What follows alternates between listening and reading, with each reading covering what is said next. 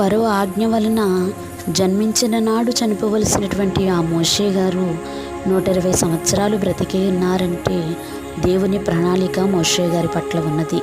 వాగ్దాన ప్రజలైనటువంటి ఇశ్రాయేలీయులు వారు పొందుతున్న శ్రమలను బట్టి దేవునికి మొరపెట్టి ఉన్నారు.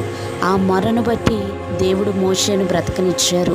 మోషే పుట్టకముందే ఇశ్రాయేలీయులు పెట్టిన మొర దేవుని సన్నిధికి చేరినది.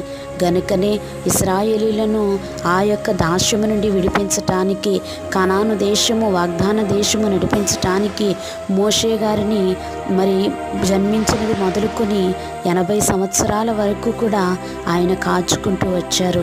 80 సంవత్సరాల కాలములో దేవుడు పిలుచుకున్నారు.